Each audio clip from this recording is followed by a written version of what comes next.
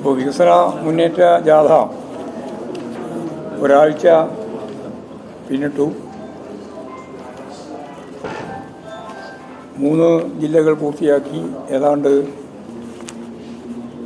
കോഴിക്കോട് ജില്ലയുടെ പ്രധാന ഭാഗങ്ങളിലൂടെയാണിപ്പോൾ സഞ്ചരിച്ചുകൊണ്ടിരിക്കുന്നത്. അഭൂതപൂർവമായ ഒരു ജനകീയ മുന്നേറ്റമാണ് ജാഥയിൽ ഞങ്ങൾക്ക് ദർശിക്കാൻ സാധിച്ചിട്ടുള്ളത്. അപാരവൃദ്ധം ജനത ഒരേ മനസ്സോടെ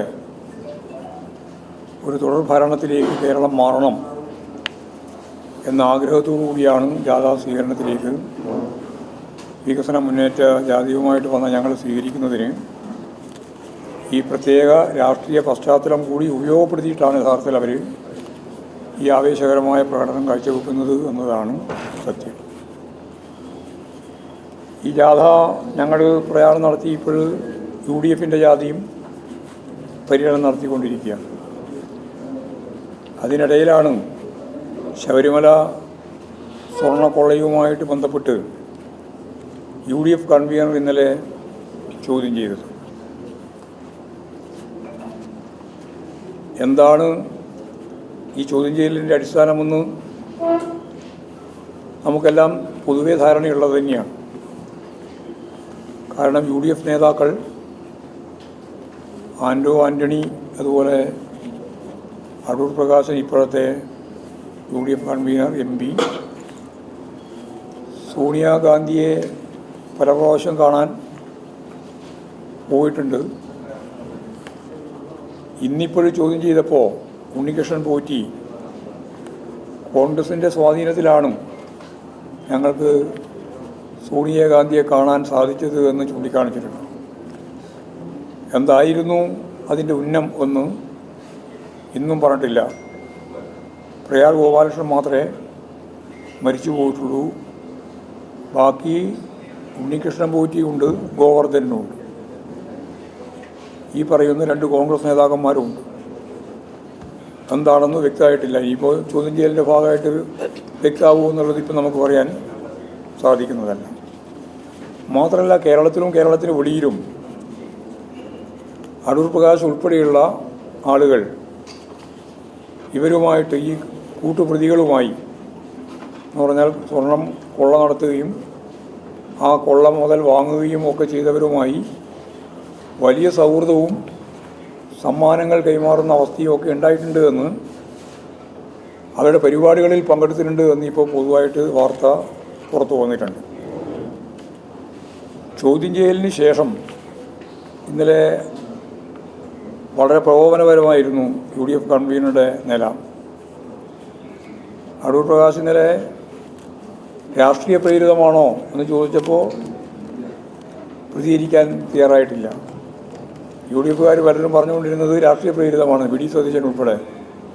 പക്ഷേ അടൂർ പ്രകാശൻ രാഷ്ട്രീയ പ്രേരിതമാണ് എന്ന് പറയാൻ കൂട്ടാക്കിയില്ല. മാത്രമല്ല, ഇന്നലെ അദ്ദേഹത്തിൻ്റെ ഒരു നിലപാട് റിപ്പോർട്ടർ TV-യെ ഞാൻ പൂട്ടിക്കുമെന്നാണ്. ഞങ്ങൾ അധികാരത്തിൽ വന്നാൽ പൂട്ടിയത്. അപ്പോൾ അജണ്ട മനസ്സിലായല്ലോ.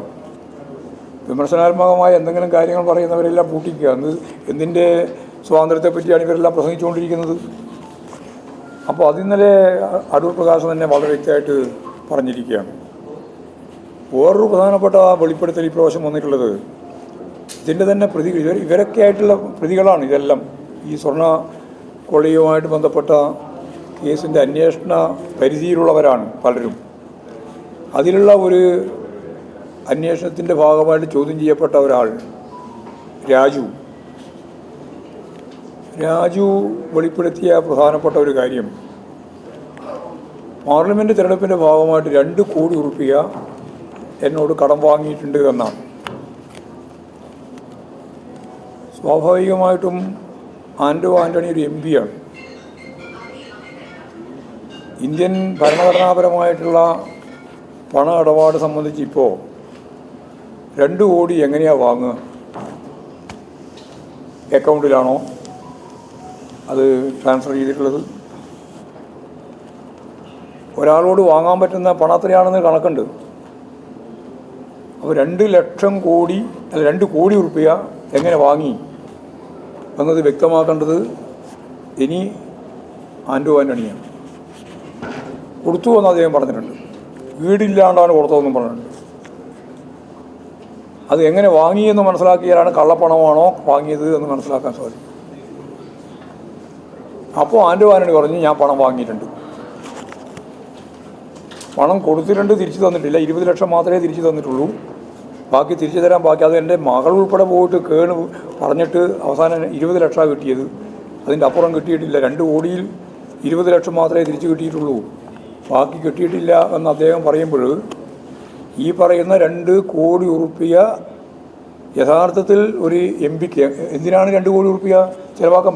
ഇലക്ഷൻ കമ്മീഷൻ്റെ ഭാഗമായിട്ട് അന്നത്തെ പരിസ്ഥിതിയിൽ 90-95 ലക്ഷം ഉറുപ്പിക ചിലവാക്കാൻ പറ്റുള്ളൂ. ബാക്കി ഈ കോടിയോടെയാ പോയെ പണം എന്താ ചെയ്തേ? അപ്പോൾ വലിയ രീതിയിലുള്ളൊരു ഗൂഢാലോചനയുണ്ട് ഇതിന് പിന്നിൽ. പണാധിപത്യത്തിൻ്റെ ഭാഗമായിട്ടാണ് ഇലക്ഷനെ അവർ കൈകാര്യം ചെയ്യുന്നത്. അതാണ് ഈ വെളിപ്പെടുത്തുന്നത്. അതുകൊണ്ട് ഇത് യഥാർത്ഥത്തിൽ ഈ പണം എങ്ങനെയാണ് ഉപയോഗിച്ചത് എന്നും എങ്ങനെയാണ് സ്വീകരിച്ചതെന്നും എങ്ങനെയാണ് മടക്കി കൊടുത്തത് എന്നും രേഖാപരമായിട്ട് പറയാനുള്ള ഉത്തരവാദിത്വമുള്ളത് ആൻഡോ ആൻ്റണി എന്ന് പറയുന്ന എം പിക്കാണ്. പിന്നെ സ്വകാര്യ പണമിടപാടുകാരന് സ്വാഭാവികമായിട്ടും അവർക്ക് പിടിച്ചു നിൽക്കാനുള്ള വഴി എങ്ങനെയാണെന്ന് ഒക്കെ അവർ കണ്ടുപിടിച്ചിട്ടുണ്ടാവും. പക്ഷേ നിങ്ങൾ സമൂഹം കാണേണ്ടത് 2 കോടി ഉറുപ്പിക കടം വാങ്ങുക, കടം ബൾക്കായിട്ട് വാങ്ങിയതാണോ അല്ല അക്കൗണ്ടിൽ കൊടുത്തതാണോ എന്നുള്ളത് വ്യക്തമാക്കാതിരിക്കുക. അക്കൗണ്ടിലല്ല എങ്കിൽ കള്ളപ്പണമാണ്. അത് കള്ളപ്പണം സ്വീകരിച്ചു എന്നുള്ളതാണ് പ്രശ്നം വരിക. മടക്കി കൊടുത്തതും അക്കൗണ്ട് സംവിധാനത്തിൻ്റെ ഭാഗം അല്ലെങ്കിൽ അതും ഈ പറഞ്ഞ പോലെ തന്നെയാണ്, ബൾക്കായിട്ട് പണം കൊടുക്കുക. അപ്പോൾ ഇത് സംബന്ധിച്ച് വളരെ ഗൗരവമുള്ള ഒരു പരിശോധന വേണം, കോൺഗ്രസ് തന്നെ വ്യക്തമാക്കണം എന്നുള്ളതാണ് അത് സംബന്ധിച്ച് പറയാനുള്ള ഒരു പ്രധാനപ്പെട്ട കാര്യം. അപ്പോൾ എൻ എം രാജു ഇപ്പോൾ പുറത്തുവിട്ട വിവരം, അദ്ദേഹം അതിൽ തന്നെ ഉറച്ചു നിൽക്കുകയാണ്. പണം തന്നിട്ടുണ്ട്, വാങ്ങിയിട്ടുണ്ട് എന്ന് അദ്ദേഹവും, പണം കൊടുത്തിട്ടുണ്ട്, പണം കിട്ടിയിട്ടുണ്ട് എന്ന് രാജുവും പറഞ്ഞിട്ടുണ്ട്. പക്ഷേ 2 കോടിക്ക് പകരം 20 ലക്ഷം കിട്ടിയിട്ടുള്ളൂ എന്നുള്ളതാണ് അദ്ദേഹത്തിൻ്റെ വാദം.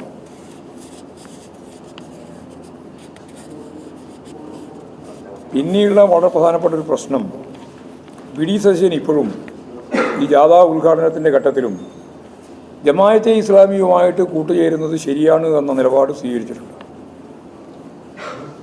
അദ്ദേഹം ജമാഅത്തെ ഇസ്ലാമി ഒരു വർഗീയ നിലപാട് സ്വീകരിക്കുന്ന വിഭാഗമാണെന്ന് അംഗീകരിക്കുന്നില്ല. ഈ നിലപാട് തന്നെയാണോ ലീഗിനുള്ളത് എന്ന് പരസ്യമായിട്ട് പറയണം. കരുതലോടെ നിലപാട് സ്വീകരിച്ചെന്നാണ് ഇന്നലെ ഒരു വാർത്താമാധ്യമം റിപ്പോർട്ട് ചെയ്തത് ലീഗിൻ്റെ.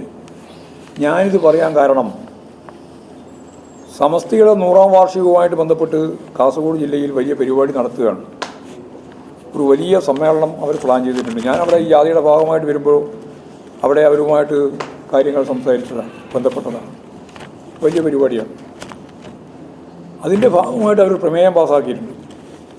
ആ പ്രമേയത്തിൽ കേരളത്തിൻ്റെ ജനകീയ ഐക്യത്തെ തുരങ്കം വെക്കാൻ ശ്രമിക്കുന്ന വർഗീയ ധ്രുവീകരണത്തിൻ്റെ ജമാഅത്തെ ഇസ്ലാമി സംവിധാനത്തെ പറ്റി അവർ പറയുന്നുണ്ട്. കൃത്യമായിട്ട് അവർ പ്രമേയത്തിൽ വിശദീകരിക്കുന്നുണ്ട്. അവർ ഈ ജമാഅത്തെ ഇസ്ലാമിയെ തള്ളിപ്പറയുന്ന നിലയാണ് സ്വീകരിച്ചത്. അതിപ്പോൾ സുന്നി വിഭാഗങ്ങളെല്ലാം, AP സുന്നിയായാലും അതുപോലെ തന്നെ ഇപ്പോൾ സമസ്തയുടെ ഭാഗമായിട്ടായാലും ഒക്കെ അവർ ഇതിനെ ശക്തിയായിട്ട് എതിർക്കുന്ന തള്ളിപ്പറയുന്ന നിലപാട് സ്വീകരിച്ചിട്ടുണ്ട്. അതുകൊണ്ടാണ് ഞാൻ പ്രത്യേകിച്ച് മുസ്ലിം ലീഗോട് ചോദിക്കുന്നത്, നിങ്ങളുടെ നിലപാടെന്താണ്? പറയാൻ ബാധ്യതയുണ്ട് നിങ്ങൾക്ക്. നിങ്ങൾ 4 വോട്ട് കിട്ടുമെന്ന് വിചാരിച്ചിട്ട് ജമാഅത്തെ ഇസ്ലാമിനെ ഒപ്പം ചേർത്ത് പോകുന്ന കോൺഗ്രസ് ലീഗ് നിലപാടാണ് ഇവിടെ കാണുന്നത്. അതിൻ്റെ വക്താവായിട്ട് കോർഡിനേറ്ററായിട്ടാണ് യഥാർത്ഥത്തിൽ ഇപ്പോൾ വി.ഡി. സതീശൻ പ്രവർത്തിക്കുന്നത്. അതിപ്പോൾ മുമ്പത്തേതിന് കുറച്ചുകൂടി വ്യത്യാസമുണ്ട്. കോലീബി സഖ്യാണ് മുമ്പ്, ഇപ്പോഴും അതിൻ്റെ ഒരു പുതിയ പതിപ്പ്. അതിൻ്റെ ഒപ്പം ജമാഅത്തെ ഇസ്ലാമിയും കൂടി ചേർന്നാൽ ആ ചേരുന്ന 4എണ്ണത്തിൻ്റെയും എന്ന് പറഞ്ഞാൽ കോലീബി ജമാഅത്തെ ഇസ്ലാമി സഖ്യത്തിൻ്റെ ഏറ്റവും പ്രധാനപ്പെട്ട കോർഡിനേറ്ററായിട്ട് ഇപ്പോൾ പ്രവർത്തിക്കുന്നത് വി.ഡി. സതീശൻ എന്ന പ്രതിപക്ഷ നേതാവാണ് എന്ന് ഞാൻ ഇന്നലെ തന്നെ പറഞ്ഞിട്ടുണ്ട്. അത് അതേപോലെ ശരിയാണ് എന്നാണ് ഓരോ സംഭവങ്ങളും കാണുമ്പോൾ മനസ്സിലാകുന്നത്. അപ്പോൾ ഈ സമസ്തയുടെ പ്രമേയം, അതുപോലെ തന്നെ സുന്നി വിഭാഗത്തിൻ്റെ ജമാഅത്തെ ഇസ്ലാമിയെ സംബന്ധിച്ചുള്ള വ്യക്തമായ കാഴ്ചപ്പാട് അവതരിപ്പിച്ചിട്ടുള്ള കാര്യം, ഇതൊക്കെ വെച്ചുകൊണ്ട് UDF-നോട് ചോദിച്ചു എന്താണ് നിങ്ങളുടെ നിലപാടെന്ന്. അവരാരും വേറെ മറുപടി പറയുന്നില്ല. പറയുന്നത് ഇതിന് പൂർണ്ണമായ പിന്തുണ നൽകുന്ന PD സതീശൻ മാത്രമാണ്, മറ്റുള്ളവർ ആരും മിണ്ടുന്നില്ല. ലീഗ് എന്ത് നിലപാടാണ് സ്വീകരിക്കുക എന്നുള്ളത് വളരെ പ്രധാനപ്പെട്ട കാര്യമാണ്. ഈ വർഗീയതക്ക് കൂട്ടുനിൽക്കുന്ന നിലപാട് സ്വീകരിച്ചാൽ UDF ഉൾപ്പെടെയുള്ള വിഭാഗത്തിന് വലിയ വില കൊടുക്കേണ്ടി വരുമെന്നുള്ള കാര്യത്തിൽ യാതൊരു സംശയമില്ല. ഇതാണ് അത് സംബന്ധിച്ച് പറയാനുള്ളത്.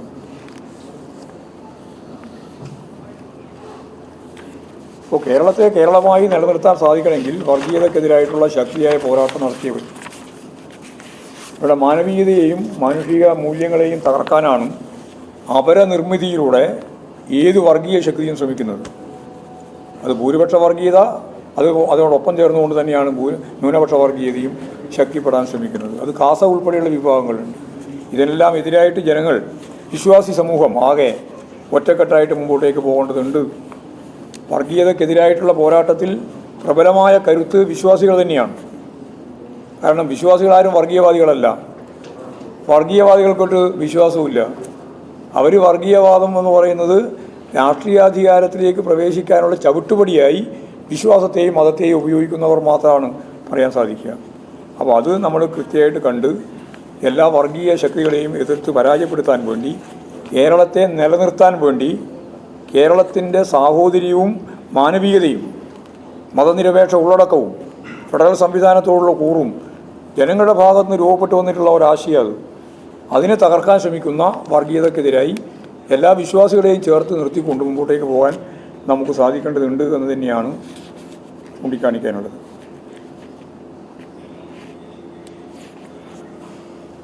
ാസിൻ്റെ ചോദ്യം ചെയ്യലോടുകൂടി ഇതേവരെ ഇവരെല്ലാം CPM-നെതിരായിട്ടുള്ള ഒരു ആയുധമായിട്ടാണ് സ്വർണ്ണക്കൊള്ളയുമായി ബന്ധപ്പെട്ട കാര്യം ഉപയോഗിച്ചത്.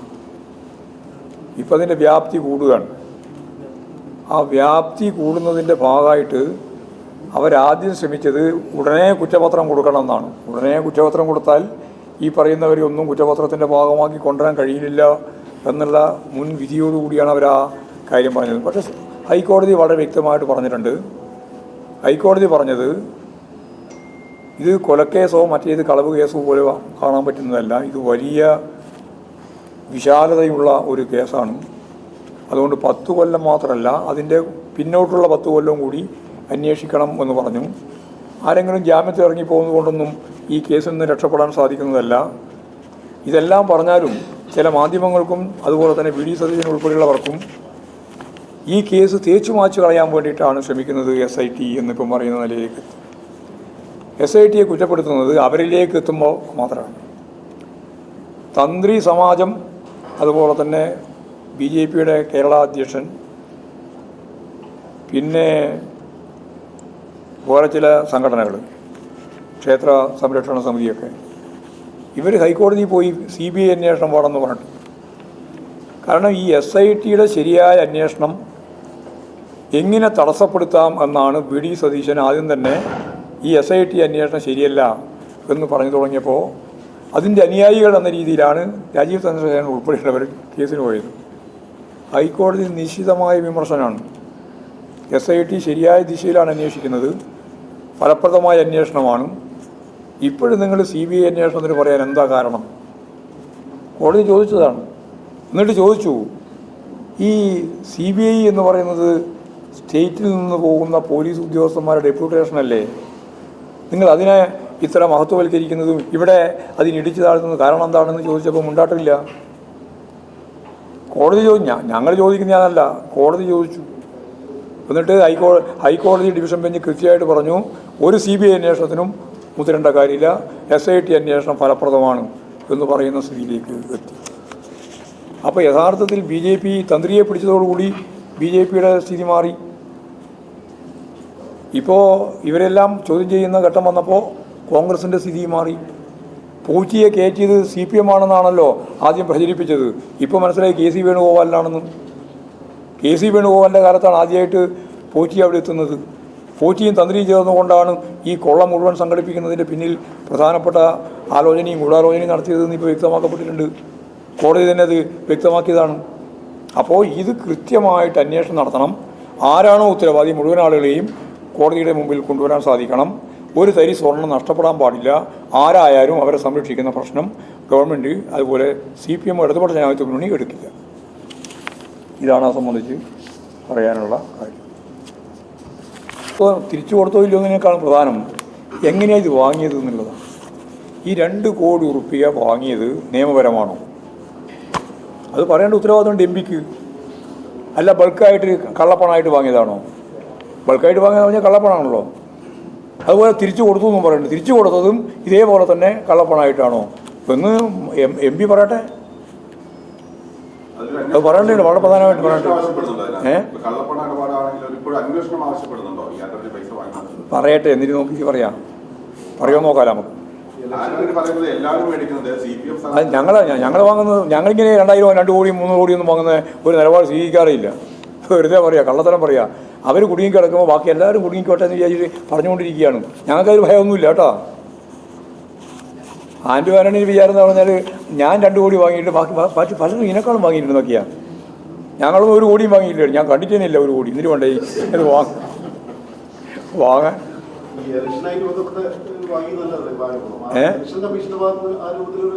ഇലക്ഷൻ കമ്മീഷൻ്റെ മാത്രമല്ല, നിയമപരമായിട്ട് വാങ്ങാൻ പറ്റില്ല.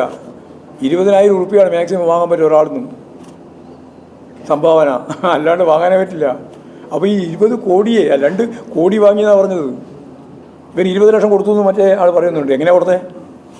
കൊടുക്കണം 20,000, 20,000, 20,000. ഇന്ന് 20,000, നാളെ 20,000, അതിനപ്പുറത്ത് 20,000, അങ്ങനെ കൊടുക്കാൻ പറ്റുള്ളൂ. 2 ലക്ഷം മാക്സിമം കൊടുക്കാൻ പറ്റുള്ളൂ. ഈ സംഭാവനയായിട്ട് വാങ്ങിയെന്ന് പറയണമെന്നാൽ ഈ സംഭാവന അല്ലാന്ന് പറഞ്ഞല്ലോ. വീടില്ലാണ്ട് കൊടുത്തതാണെന്നാണ് പറഞ്ഞത്. വീട് വാങ്ങാണ്ട് കൊടുത്തു, അതിൻ്റെ തുറഞ്ഞു പോയത്. രാജീവ് തുറഞ്ഞിരിക്കുക. 2 കോടി രൂപ കൊടുത്തിട്ട് 20 ലക്ഷം കിട്ടിയില്ലല്ലോ.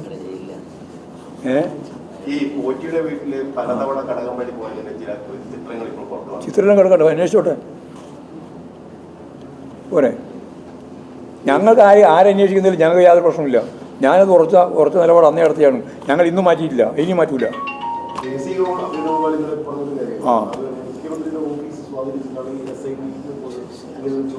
അത് കോടതിക്കെതിരായിട്ടുള്ള വിമർശനമാണ്. കോടതി പറയട്ടെ മറുപടി. ഞങ്ങൾക്ക് പറയേണ്ട കാര്യമൊന്നുമില്ല. അത് കോടതിയാണ് പറയേണ്ട ഉത്തരം. ഞങ്ങൾ സ്വാധീനിച്ചിട്ടാണോ എന്നുള്ളത് കോടതിയുടെ ഡിവിഷൻ ബെഞ്ചാണല്ലോ ഉള്ളത് ഇത് പരിശോധിക്കുന്നത്. അവരെ പറയട്ടെ, ഞങ്ങൾക്ക് എന്തായാലും മറുപടി പറയേണ്ട കാര്യം. KC വേണുഗോപാലൻ കേന്ദ്രത്തിൻ്റെ ഏറ്റവും പ്രധാനപ്പെട്ട കോൺഗ്രസ് നേതാവ് എന്ന രീതിയിൽ വെല്ലുവിളിച്ചത് കോടതിയെയാണ്, അല്ലാണ്ട് CPM-നെയും ഇടതുപക്ഷത്തിനൊന്നുമല്ല.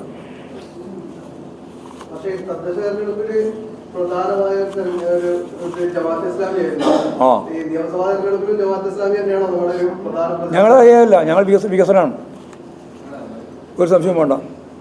ജമാഅത്തെ ഇസ്ലാമി എന്നെല്ലാം പറഞ്ഞാൽ ഇവനെല്ലാം കൂടി ചേർത്ത് തോറ്റ് തുന്നം പാടും ഈ കേരളത്തിൽ, ഒരു സംശയവും വേണ്ട. ഞങ്ങൾക്കതിൽ യാതൊരു ഉത്കണ്ഠയില്ല. ഇടതുപക്ഷ ജനാധിപത്യ മുന്നണിക്ക് ഒരു ഉത്കണ്ഠ ഉണ്ടെങ്കിലല്ലേ ഞങ്ങൾ ഇതിൻ്റെ മേലെ കൊണ്ടേയുള്ളൂ. ഞങ്ങളിത് രാഷ്ട്രീയമായിട്ട് പറയാണ്, ലീഗിനോട് ചോദിക്കുകയാണ്, കോൺഗ്രസിനോട് ചോദിക്കുകയാണ്. കോലിബി സഖ്യത്തിൻ്റെ ഒപ്പം ഈ പറയുന്ന രീതിയിലുള്ള ജമാഅത്തെ ഇസ്ലാമിയെ കൂട്ടിച്ചേർത്ത് അതിൻ്റെ ബ്രാൻഡ് അംബാസിഡറായി അല്ലെങ്കിൽ കോർഡിനേറ്ററായി പ്രവർത്തിക്കുന്ന പ്രതിപക്ഷ നേതാവുള്ള ഈ കേരളത്തിൽ ഇടതുപക്ഷ ജനാധിപത്യ മുന്നണിക്ക് എന്തിനാണ് ഉത്കണ്ഠപ്പെടേണ്ടത്? ഈ VD സതീശൻ പറയുന്നത് മാഷിന് ഓർമ്മക്കുറവാണ്.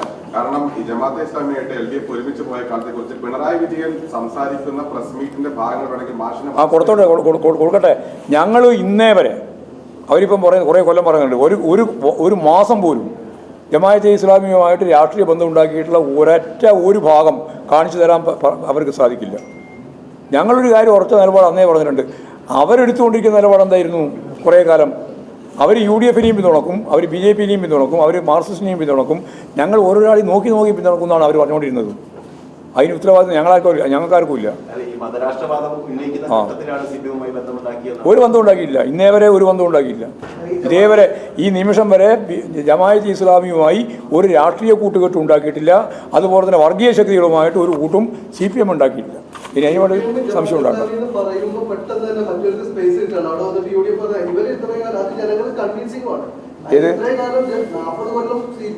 അതാ പറഞ്ഞത് 40 കൊല്ലം എന്ന് പറഞ്ഞാൽ ശുദ്ധ അസംബന്ധം പറയാണ്, നുണ പറയുക എന്നുള്ളതാണ്. നുണ പറയുന്ന രോഗമാണ് ഈ VD സതീശന്. ഓരോ ദിവസവും പറഞ്ഞുകൊണ്ടിരിക്കുന്നത് മുഴുവൻ നുണയാണ്, നുണരോഗം. എനിക്ക് മറവി രോഗം എന്നല്ലേ പറയുന്നത്, നുണരോഗം. ഓരോ ദിവസവും രാവിലെ എഴുന്നേറ്റ് നുണ പറയുക എന്നുള്ളതാണ് VD സതീശൻ്റെ ഏറ്റവും പ്രധാനപ്പെട്ട ഒരു പണി. ആളെ പറ്റിക്കാൻ തന്നെയാണ്. ആളെ പറ്റിക്കാൻ തന്നെയില്ല നുണ പറയുന്നത്. വേറെ ആരെങ്കിലും നുണ പറയും? അങ്ങനെ രാവിലെ പറയുന്ന നുണ ഉച്ചയാകുമ്പോഴേക്ക് മാറും ഒന്നിനും. പക്ഷേ ആ നുണ തിരുത്തൂല. അതുകൊണ്ട് നുണരോഗത്തിൻ്റെ വ്യക്താവായിട്ട് മാറിയിരിക്കുകയാണ് വി.ഡി. സതീശൻ എന്ന കോർഡിനേറ്റർ. പോലീബി ഇവിടെ ഇനി ഒന്നും കൂടി പറഞ്ഞാലേ, ഒന്നും കൂടി അത് നിങ്ങൾ കൊടുക്കൂല. നിങ്ങൾ വെറുതെ ചോദ്യം ചോദിക്കുന്നത് വേറെ ആവശ്യത്തിനാണ്. ഞാൻ പറയുന്നത് നിങ്ങൾ കൊടുക്കും നോക്കാനാണ് ആളാണ്. ഞാൻ ഇപ്പോൾ പറഞ്ഞ ഇതാണ്, കോലീബി ജമായത്തെ ഇസ്ലാമി സഖ്യത്തിൻ്റെ സംസ്ഥാന കോർഡിനേറ്ററാണ് വി.ഡി. സതീശൻ എന്നാണ്. മറവി രോഗം കൊണ്ട് ഇത് പറയാൻ പറ്റില്ല. ഇതാ പറഞ്ഞത്. പിന്നെ നേരത്തെ ഇതും കൂടി പറഞ്ഞു, എന്നെപ്പറ്റി നുണരോഗമാണ്. ഞാനും പിണറായി വിജയനും ജയിച്ചത് ജമായത്ത് ഇസ്ലാമിൻ്റെ വോട്ട് കൊണ്ടാണെന്ന് പറഞ്ഞ ശുദ്ധ അസംബന്ധം, കളവ്. ആ കളവിങ്ങനെ ആവർത്തിച്ചുകൊണ്ടിരിക്കുകയാണ്. അത് നുണരോഗം. അതാണ് ഞാൻ പറഞ്ഞത്. മാത്രമല്ല ഇപ്പോൾ യഥാർത്ഥത്തിൽ വി.ഡി. സതീശൻ കൃത്യമായിട്ടുള്ള വർഗീയ അജണ്ടയാണ് കളിക്കുന്നത്. അതിൻ്റെ പ്രധാനപ്പെട്ട ഒരു അസിസ്റ്റൻ്റാണ് ഇവിടെയുള്ളത്, ഈ വടകരയുള്ളത്.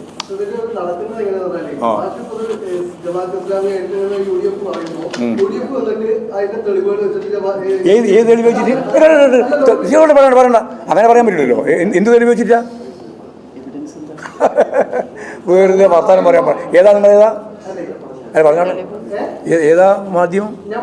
മീഡിയ വണ്ണ. അത് തന്നെ പണി. മീഡിയ വണ്ണാണ് ഇതിൽ ഏറ്റവും പ്രധാനപ്പെട്ട കക്ഷി. നിങ്ങളല്ലേ ജമായത്ത് ഇസ്ലാമിൻ്റെ വെക്കതാവ്? മീഡിയ വണ്ണെന്ന് പറയുന്നത് വർഗീയതയുടെ അങ്ങേയറ്റം വിഷം, കാടകൂള വിഷം. ആ വിഷം സമൂഹത്തിൽ പരത്തുന്നതിന് വേണ്ടി ശ്രമിക്കുന്ന രണ്ട് പ്രധാനപ്പെട്ട ശക്തിയിൽ ഒന്നാം സ്ഥാനത്ത് BJPയും RSSഉം, രണ്ടാം സ്ഥാനത്ത് നിങ്ങൾ ഉൾപ്പെടെയാണ്. അത് പറയുന്നില്ല. അതിങ്ങനെ വളച്ചു കെട്ടി പറയുന്നതും വേണ്ട.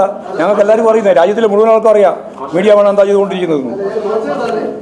സുഹൃത്തെ, ഈ കേരളം മതനിരപേക്ഷ ഉള്ളടക്കത്തോടെ മാനവീയത ഉയർത്തിപ്പിടിച്ച് മുന്നോട്ടേക്ക് വന്ന ഒരു നാടാണ്. വേഷം കലർത്തരുത്, ഈ രാജ്യത്തെ നശിപ്പിക്കരുത്, കേരളത്തെ ഇല്ലാതാക്കാൻ പാടില്ല, കേരളത്തിൻ്റെ മതനിരപേക്ഷ ഉള്ളടക്കം തകർക്കാൻ പാടില്ല. നിങ്ങളെല്ലാം ചെയ്തുകൊണ്ടിരിക്കുന്നത്, രാപ്പകരില്ലാതെ ചെയ്തുകൊണ്ടിരിക്കുന്നത് ആ പണിയാണ്. ആ പണി വേറെ ചോദിച്ചിട്ട് കാര്യമില്ല. കാര്യം ഇതാണ്, ഈ പണിയാണ് നിങ്ങൾ നിർവഹിച്ചുകൊണ്ടിരിക്കുന്നത്. ആ നിർവഹിക്കുന്നതിൻ്റെ ഭാഗമായിട്ട് എന്താ ഉണ്ടാകുന്നതെന്ന് വെച്ചാൽ അപരനിർമ്മിതിയാണ്. അപരനിർമ്മിതി RSസുകാരും BJPക്കാരും ജമാഅത്തെ ഇസ്ലാമുകാരും എല്ലാം ചെയ്തുകൊണ്ടിരിക്കുന്നത് അപരനിർമ്മിതിയാണ്. അപരന്മാരെ കണ്ടെത്തുക, എന്നിട്ട് അവരന്മാരുമായി ശത്രുക്കളാക്കുക. അതല്ലേ നിങ്ങൾ ചെയ്തുകൊണ്ടിരിക്കുക. ശരിയല്ലത്. അതുകൊണ്ട് എനിക്ക് ദയവായിട്ട് പറയാനുള്ളത്, ഈ കേരളത്തെ അങ്ങോട്ട് വിട്. അത് ഒരു സ്വതന്ത്രമായിട്ട് ലോകത്തിൻ്റെ മുമ്പിൽ കിടക്കുന്ന ഒരു പ്രധാനപ്പെട്ട നാടാണ്. മാനവീയതയും മനുഷ്യത്വവും നമ്മുടെ ശ്രീനാരായണ ഗുരു മുതൽ ഇങ്ങോട്ട് അതിശക്തിയായിട്ട് രൂപപ്പെട്ടു വന്നിട്ടുള്ള നവോത്ഥാന പ്രസ്ഥാനത്തിൻ്റെ ഉൽപ്പന്നങ്ങളാണ് ഇതെല്ലാം. അതിൻ്റെ മേലെ കയറിയിട്ട് ഈ ശാസ്ത്ര സാങ്കേതിക വിദ്യയും കഴിവും ശേഷിയും ഉണ്ട് എന്നുള്ളതുകൊണ്ട്, പണവും ഉണ്ട് എന്നുള്ളതുകൊണ്ട് ഒരു വർഗീയ പ്രചരണത്തിൻ്റെ ഒരു തളമാക്കി കേരളത്തെ മാറ്റാൻ പാടില്ല. അത് നിങ്ങൾ വളരെ സീരിയസ് ആയിട്ട്, ഗൗരവപൂർവ്വം ഞാൻ പറയാത്, അത് വെറുതെ പറയുന്നതല്ല, വളരെ സീരിയസ് ആയിട്ട് തന്നെ ഞാൻ പറയുകയാണ്. നിങ്ങൾ എന്താ അപ്പുറത്ത് പറഞ്ഞുകൊണ്ടിരിക്കുന്നത്? നിങ്ങൾ നേരത്തെ പറഞ്ഞുകൊണ്ടല്ലോ അപ്പുറത്ത് പറയുന്നുണ്ട്. എന്താ അപ്പുറത്ത് പറയുന്നത് പറ, ഞാൻ മറുപടി അറിയാം. പറ, ഒന്ന് പറ. അപ്പുറത്ത് പറയുന്നു പറഞ്ഞല്ലോ. നിങ്ങൾ 42 കൊല്ലമായിട്ട് ഞങ്ങൾ പന്തുകൊണ്ട് പറഞ്ഞു. ഞാൻ നിഷേധിച്ചു. ഒരു കൊല്ലവും ഒരു മാസവും ഈ ഇടതുപക്ഷ ജനാധിപത്യ മുന്നണി വർഗീയതയുമായിട്ട് കൂട്ടിച്ചേർന്നിട്ടില്ല, അവരുമായിട്ട് ഐക്യപ്പെട്ട് രാഷ്ട്രീയ സഖ്യം ഉണ്ടാക്കിയിട്ടില്ല. പറഞ്ഞു കഴിഞ്ഞല്ലോ. പിന്നെ അവരങ്ങനെ പറയും, ഇവരിങ്ങനെ പറയുന്നത് എന്തിനാ? നിങ്ങളെ ന്യായീകരണത്തിന് വേണ്ടി, വർഗീയ ധ്രുവീകരണത്തിന് ന്യായീകരണത്തിന് വേണ്ടി ഓരോന്ന് UDFുമായി ബന്ധപ്പെട്ട് അവൻ്റെ നാക്കിലിങ്ങനെ പറഞ്ഞു കൊടുക്കുകയാണ്. അത്ര കണ്ടാൽ മതി അത് കേട്ടോ.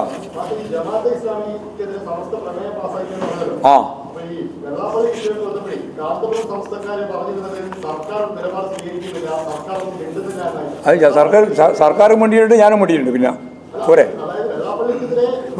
വെള്ളാപ്പള്ളി ആയാലും പറയാന്ന് നിങ്ങളെല്ലാം കൂടി ചേർന്നിട്ട് ഈ വർഗീയതയ്ക്ക് അനുകൂലമായ നിലപാട് സ്വീകരിച്ചിട്ട് കാര്യമില്ല. ഞാൻ അതിനെ പറഞ്ഞത്, കേരള യാത്ര ഏത് യാത്രയായാലും പറയാം. ഞാൻ പറഞ്ഞത് വർഗീയമായ നിലപാട് ആര് സ്വീകരിച്ചാലും ആ സ്വീകരിക്കുന്ന നിലപാടിനോടൊപ്പം നിൽക്കുന്നവരല്ല ഞങ്ങളാരും. ഈ ഇന്ത്യയിൽ മതവർഗീയതക്കെതിരായിട്ട് പൊരുതുന്ന നമ്പർ 1 പാർട്ടിയും പ്രസ്ഥാനവുമാണ് ഇടതുപക്ഷ ജനാധിപത്യ മുന്നണിയും CPIM-ഉം.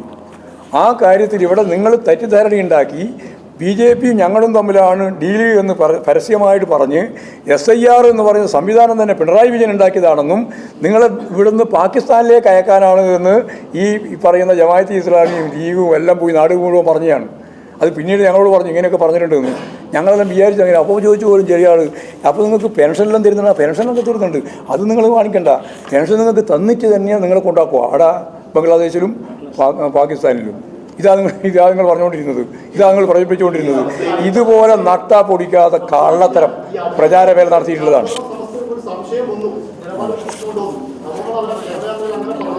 എങ്ങനെ എങ്ങനെ എങ്ങനെ നമ്മൾ പറഞ്ഞു.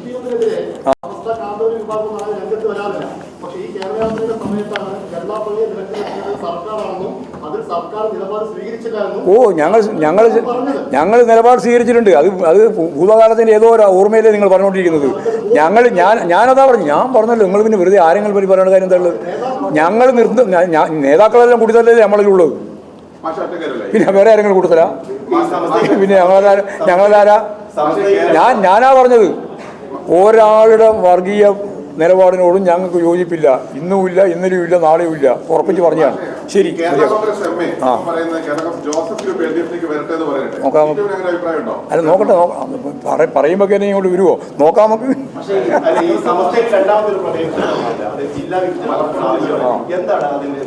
ആലോചിച്ചിട്ട് പറയാം. അല്ലാതെ പറഞ്ഞില്ല, ഞാൻ പറഞ്ഞ വികസനമാണെന്ന്. കേരളത്തെ ലോകോത്തരമായി ഒരു നാടാക്കി രൂപപ്പെടുത്താൻ വേണ്ടിയുള്ള ഫലപ്രദമായ ഇടപെടലാണ് ഈ ജാഥ. അത് തന്നെയാണ് ഇടതുപക്ഷ ജനാധിപത്യത്തിലൂടെ അടുത്ത തെരഞ്ഞെടുപ്പിന്റെ ഭാഗമായിട്ട് ഏറ്റവും ഒരു ജമാഅത്ത്. അല്ല, ഇന്ന് നല്ല സന്തോഷത്തിലാണല്ലോ. അതെ, സന്തോഷത്തിലാണ്. കാരണം ഞാനിപ്പോ പാചകം ചെയ്യുന്നതേ മയൂരം വെളിച്ചെണ്ണ ഉപയോഗിച്ചാണ്. പുതിയ മയൂരം കോക്കനട്ട് ഓയിൽ, കലർപ്പില്ലാത്ത ശുദ്ധമായ വെളിച്ചെണ്ണ. കർഷകരിൽ നിന്ന് നേരിട്ട് ശേഖരിക്കുന്ന നാളികേരം സൾഫറും പുകയും ഏൽക്കാതെ ഉണക്കിയെടുത്ത കൊപ്രയിൽ നിന്നും സംസ്കരിച്ചെടുക്കുന്ന 100% ശുദ്ധമായ വെളിച്ചെണ്ണ. ഇത്രയും നല്ല വെളിച്ചെണ്ണ ഇപ്പോൾ നിങ്ങൾക്ക് വിപണിയിൽ ലഭിക്കുകയില്ല. മയൂരം വെളിച്ചെണ്ണ, ഒരു ഏറെമല സർവീസ് സഹകരണ ബാങ്ക് സംരംഭം.